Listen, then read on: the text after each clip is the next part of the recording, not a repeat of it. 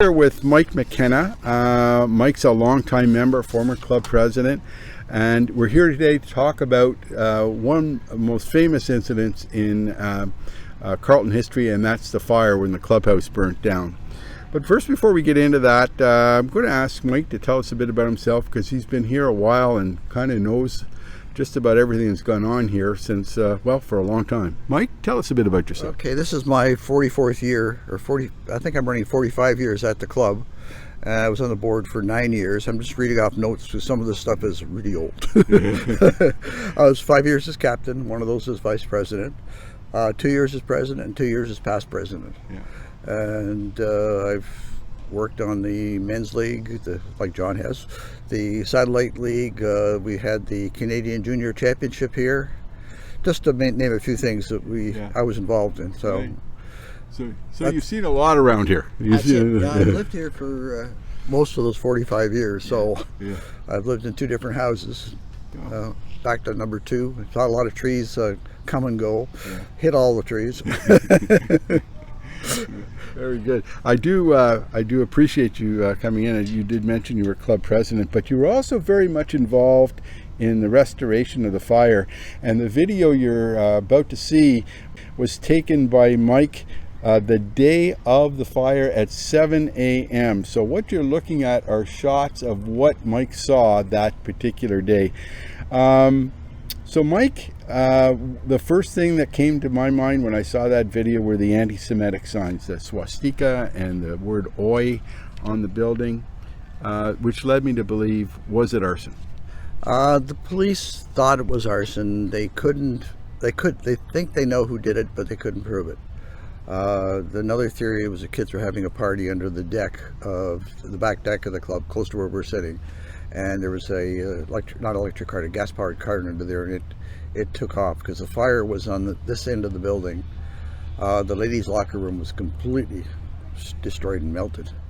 I tell the story of I went after the fire. I was let into the ladies' locker room to get my late wife's shoes, and they were a puddle of rubber.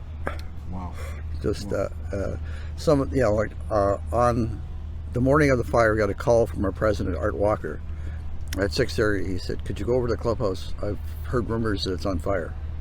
So that's what got me over here that early in the morning. And I took my video camera with me. The fire trucks were still here, throwing water on it.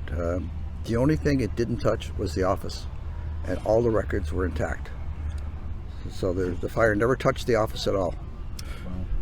So the building, as I understand it, there was a lot of wood in that building, was there not? I think so. I don't know for sure, but it went up pretty fast. Yeah. There was nothing left of the main structure. Yeah. So I remember seeing it as more of a wooden building. So the police theory had those 2 theories, maybe arson, maybe not. But if it was, they did have suspects, but they couldn't prove it. So that's as far as it went. The fact that there were signs on the front, though. It definitely was anti-Semitic signs painted on the windows, and they're fairly large, the signs. Yeah, that sounds premeditated to me, that this was planned. They must have had something to paint the signs on. Yeah. So anyway, I'm just very suspicious about that. So now we get on to the topic of rebuilding. Go through some of that process with us. Okay. Well, the first thing I should say is that I'm looking at my notes again. 30 years ago, the club had a long-range planning committee who started to plan for a new clubhouse, and we had preliminary drawings and preliminary shapes and everything else, and that's why we have what we have. Went up so quickly. We didn't have to worry about preliminary architectural drawings. Art Walker called meetings at, I believe it was Cedar Hill, on December 12th. The fire was in November, and we had several meetings, and we had a meeting with all the members there to discuss the different options. Option 1 was do what the insurance company would give us, and it was something like, reading from my notes again, $4 a month for the life of the mortgage. Okay. Option 2 was to add the pro shop and bag and cart storage, which we have now. That option would cost $12 a month per member, again for the life of the mortgage. Option 3 was to add the second story above the offices. And if you remember, if you're an old member, you remember their stairs went up there, but they didn't go anywhere. They went to the roof.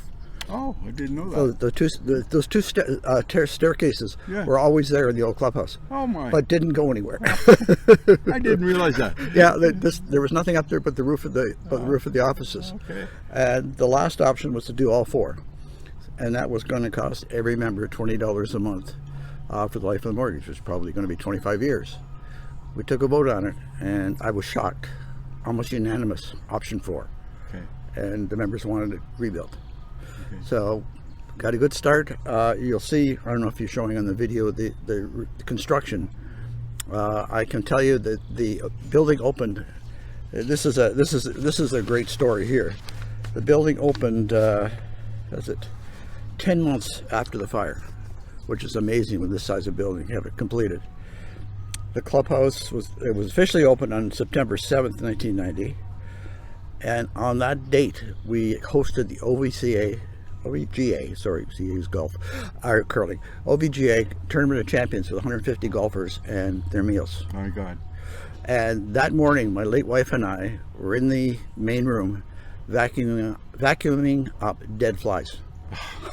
Because all the doors were open until they actually opened the clubhouse. Yeah. There were dead flies, hundreds and hundreds and hundreds of them. We spent the whole morning vacuuming up dead flies.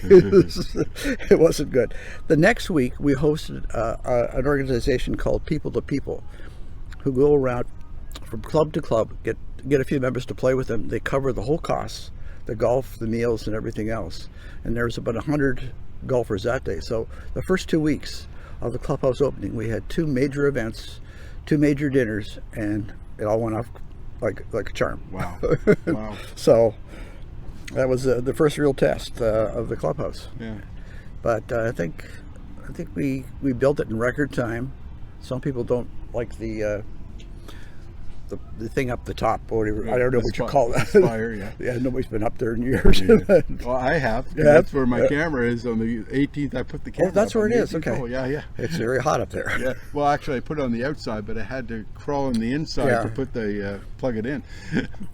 I can talk about some memorable Yeah. things that happened at the club. Please do.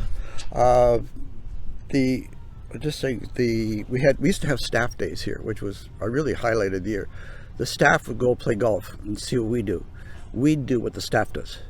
We'd feed them, cater to them, and everything else. We haven't had it for years, but it was a fun day. I videotaped it, played it back during the when they were eating, and everybody was having a good time. And the staff didn't realize how hard we did to play golf and how difficult golf was. We had parent junior days, which were each junior had played with a parent or a designated parent. And one of my memories of that was, I don't know if you remember, I think it was Stephen Fritsch. He was a very good golfer. He was teeing off with Ron Rollo. Some of the older members remember Ron. He ran the junior program. I do remember Ron. I've got a video of him teeing 14 off number 10 tee.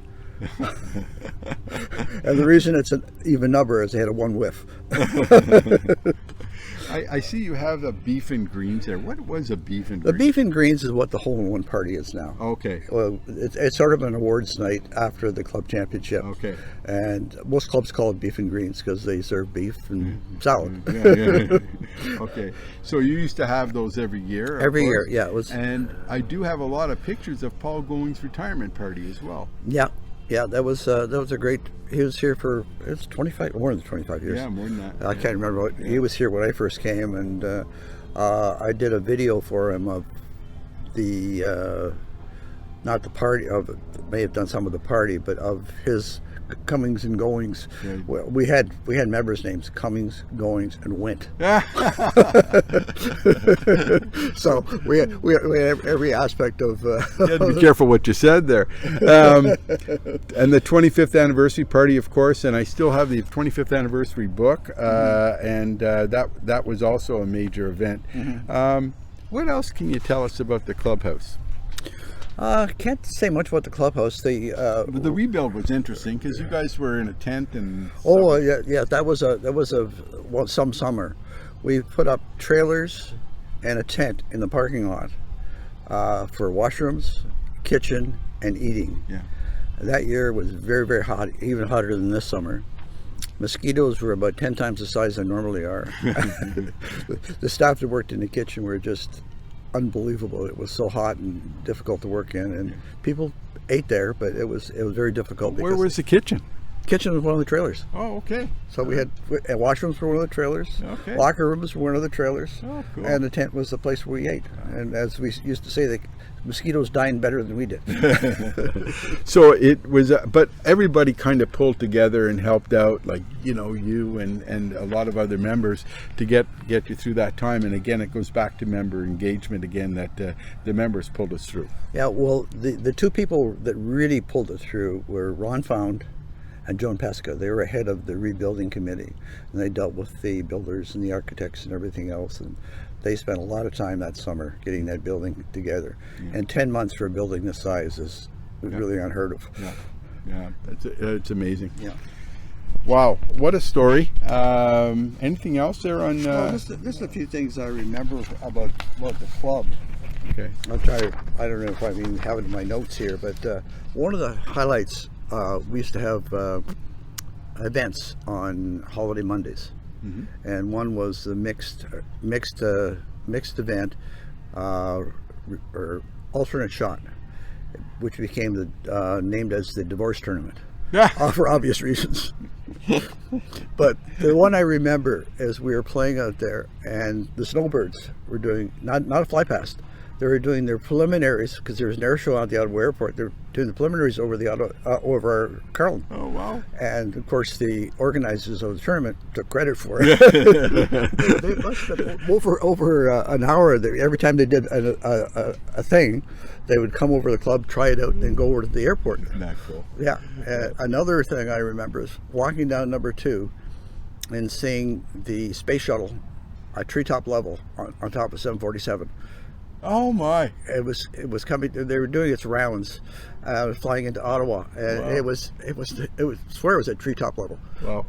What a sight to see! Wow, that must have been something else. Yeah. Anyway, yeah.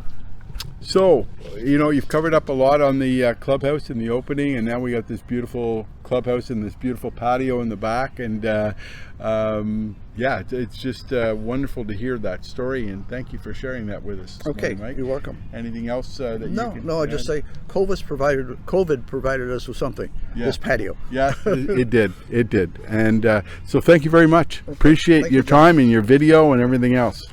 Okay, great. Bye.